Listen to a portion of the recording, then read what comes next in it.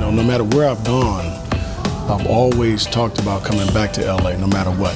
Obviously being able to be here and as a coach of this unbelievable organization, it's a dream come true, and I'm just continuously living that dream.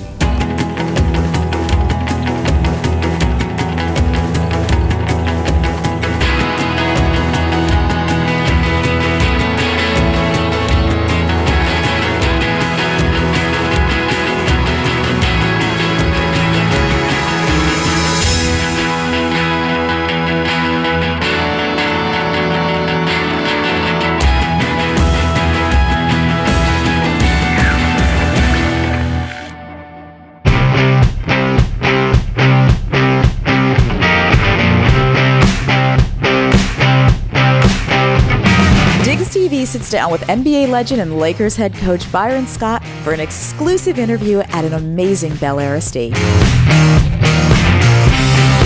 think the thing that sticks out for me right now is, as of right now, today, was just getting that call from Mitch and Jim Buss saying, you're going to be our new head coach. That sticks out to me because that was a dream. That's something that I had thought about when I got into coaching, was hopefully one day I would be able to coach this unbelievable organization that I have so much pride and passion for.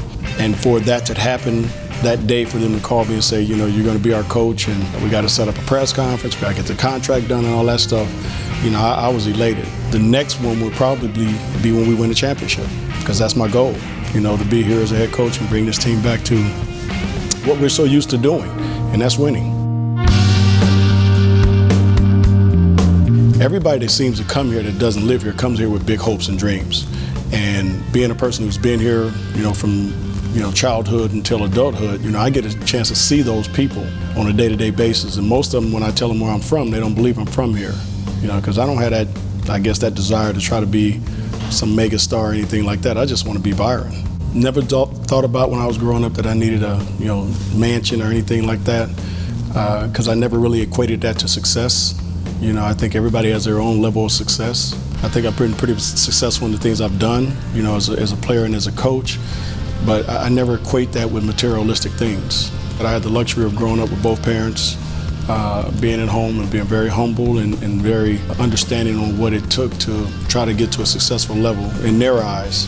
And living in that household for so many years, and now having kids of my own, trying to raise them with that same mentality, and also just to have that same feel around what it does take to be successful. And you also just want your kids to be as humble, hopefully, as you are. You want to leave a good example. But the kids' camps and the things that I've done over the years are just things that I have a lot of passion for. I don't do anything that I don't have passion for. I really don't. I think it's a waste of my time. And when I give basketball camps, it's because I love kids. I love interacting with kids. I love teaching kids. I love for them to be able to touch me and understand that I'm not just the guy you see on TV every night. I am a real person that really truly cares about their well-being, and I want them to have a better life and hopefully give them a better chance to be successful. It's great for me to hear 5 years from now that this kid didn't make it in the NBA, but he's a doctor or he's a lawyer, he's very successful. And that to me is the most important part. If you can impart some of your wisdom on them, and hopefully some of your work ethic and your beliefs, then this kid has a better chance to be successful, man or woman. Just because you have a lot of money don't mean you have to give a lot of money. And the people that don't have a lot of money, they're still trying to give money or they're trying to give their time. Just as long as you're giving in some form or fashion, that's enough. I got an interesting letter a little over a year ago from a lady who was doing something for the military guys who were coming back from duty and trying to get themselves readjusted in society. And a lot of these guys are going on interviews, but they don't have the clothes or the look, whatever you want to call it, to go on interviews, so a lot of them wouldn't go. So I just wanted to do something. I had a closet full of suits, that I wasn't going to be able to wear anymore because they told me I got to change my style. So, so I had to get rid of a bunch of suits, and I thought this was an unbelievable cause to do it for.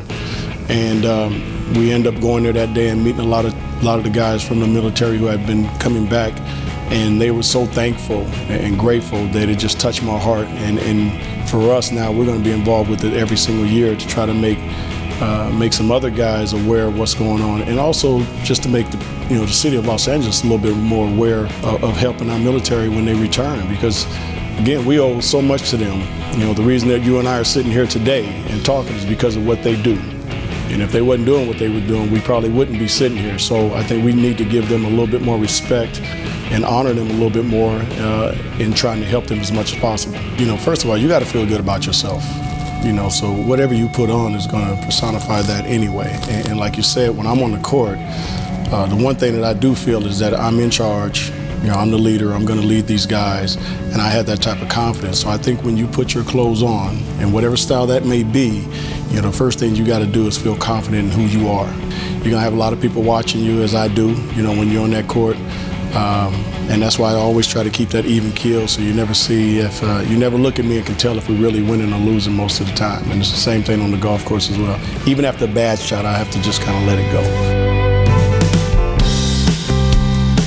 It was a place I used to go to called Darby Park when I was little, and I went back there last year for the first time, probably in about 15, 20 years. That was kind of my little getaway. It wasn't too far from where I lived, where I grew up in Inglewood, California. I can kind of just walk to it. It'd probably take me 30 minutes to walk to it. There was one place that I can go to and either go to the gym or just sit in the bleachers and just think about what I wanted to do. And it was great for me to be able to go back there, you know, after all these years, walk in the gym and see how small that gym is compared to what I used to think how big it used to be, and then walk back to the field and sit on the bleachers and just kind of reminisce. So that's still a place every now and then, because that's kind of in between where I live and where my mom, you know, lives, or where my mom used to live, that I can still go back to and kind of reflect. Well, I mean, when you walk around or you drive around, obviously there's a lot of new things going on, a lot of new changes, a lot of new buildings and things like that. But from a economical standpoint, you know, obviously changes are made seems like every 5-10 years. You know, so when I do come back to LA, I always see something different. But the people are still the same. You know, for the most part, the people are still the same, and that's the thing that I enjoy about LA. Let's take a behind-the-scenes tour of the amazing estate where Diggs TV exclusive interview with Byron Scott took place at 864 Stradella Road. Designed by renowned architect Paul McLean and completed in August 2014, this modern masterpiece is a sight to behold. From the moment you enter, you can feel a true sense of seamless integration between luxury and utility. Featuring sweeping panoramic city views beyond compare, this exceptional house is an unprecedented multi-sensory experience. Every inch of this 7-bedroom, 12-bathroom architectural dream home exhibits sharp attention to fine detail and composition. Simply put, this flawless home has set the new standard for luxury homes in Bel Air. This one-of-a-kind custom home is offered for sale at $49,995,000 by Michael Montagna and Brandon Williams, both of Hilton and Highland. For more information, visit www.864stradella.com. Coming up next episode, Diggs TV's special guest, John Van Hammersville.